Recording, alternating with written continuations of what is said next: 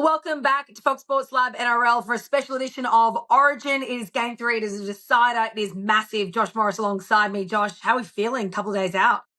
Oh, I'm excited. I think Game 3 at Suncorp, if you're a New South Wales team, it's the ultimate test in Origin, the decider. So I'm looking forward to it after Game 2 where we saw the Blues be completely dominant, winning 38-18. I think they can take that into Game 3. They won't have it their own way, but I'm looking forward to this Blues side going around on Wednesday night. Well, let's talk about the changes off the back of that game 2 defeat, particularly focusing on the Maroons first, because they did make a couple of changes, some of them forced through injury. What do you like about what Billy Slater's done with his squad in terms of bringing Kalen Ponga in, Dane Gagai in as well? Do you like the changes and how much more formidable does that make them? Yeah, look, Dane Gagai has been a proven performer at the Origin level. He's got that experience and he'll bring that to this young squad. And when you look around and you see Dane Gagai in your side, if you're a Queenslander, you know he's going to get the job done. So that's a smart move by Billy Slater there. And then having Kalen Ponga on the bench, I think he came off the bench and absolutely had a man of the match performance. So it's a weird one, though. I'm not sure what stage of the match he's going to be on, but or where he will defend, because if he's in the middle of the field, well, then the Blues have to target him. They really have to run at him and make sure that he makes plenty of tackles. And if he wants to get out there in the middle with those big forwards, he needs to, wear a few bruises and hopefully that takes a bit of petrol out of his tank in attack. So they've got Kurt Capewell also. He's back into the starting side for Jaden Sewer, who Billy Slater has obviously thought didn't do a good enough job in Game 2. And Kafusi back to the bench as well. So he does have those experience of those players in the side.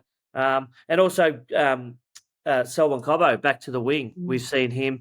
He missed Origin 2, but he's back in for Origin 3. That pushes Val Holmes to the wing, which he's shown that he's proven at that level as well. So it's probably a stronger side than Game 2. And I think they're still stinging from that loss, and we'll see that on their start on Wednesday night. Were you surprised by the omission of David Fifita? I know there's been plenty of chat about it, but would you have brought him in given the pressure that they're under because of what happened in Game 2 to have someone in that forward sort of pack to really bring that brunt? We know what he can do on and off the ball.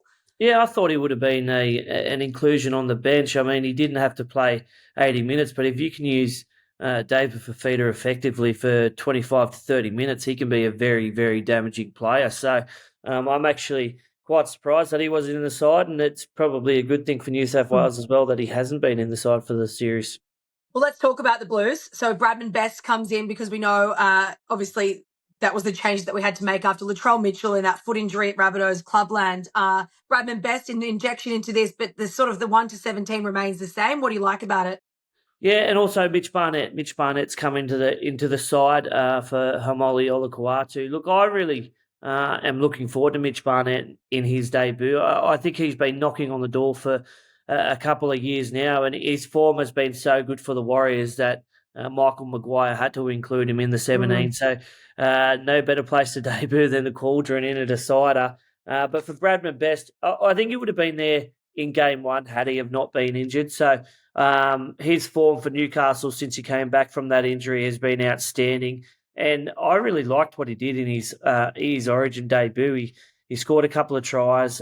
His hands were very silky on that left edge. So he's a danger man for New South Wales, and I'm really looking forward to seeing how he goes in Game 3. What is the preparation at this point, a couple of days out, for New South Wales heading up to Suncorp Stadium? You said it's the cauldron, everyone is going to be against them. How do they ensure that they can, not be overwhelmed, overawed by this occasion? You've been here before in these sort of games. Well, I think we've heard throughout the week that Michael Maguire's been playing the speakers whilst they're training with booze and making it super loud so that the players have had to communicate not just only with their voices but other means of communication, because it is so loud there you can barely hear anything, and you've got to be able to communicate under that noise and under that pressure. So I think the Blues have been preparing well. They had their final opposed session on Sunday. They will travel there today, and they'll have their captain's run tomorrow, and then it's ready to go for Wednesday night. I really would have liked to have seen the bus go down Caxton Street. As a player, I didn't get the chance to do that. But those Queenslanders, they just can't be trusted. Just lastly, before I let you go, is Billy Slater under pressure? No, I don't think Billy Slater's under pressure at all. I mean, he had a big loss. He would have taken that one very hard. He would have gone back to the drawing board and looked where it could have gone wrong. But they've won 2 series in a row. If New South Wales lose on Wednesday night, that's 3 series defeats. So Billy Slater's not under any pressure at all. He'll be there, and I hope we can really get the job done. Yeah, absolutely. Go the Blues. We'll be right behind them on Wednesday night. Josh Morris, thanks so much for your time. As always, we'll chat on Wednesday to talk about round 20. Yeah, just a quick tip. I've tipped New South Wales to win this one. I think 7 points will be the margin. I think a Mitch Moses field goal will get us a 7-point victory. And I think Angus Crichton will win the Wally Lewis medal. Oh, okay. I love it. Angus Crichton. A big game in game 2. Josh Morris, thanks so much for your time. Chat later in the week. Thanks, Eloise. What's gambling really costing you? For free and confidential support, call the number on the screen or visit the website.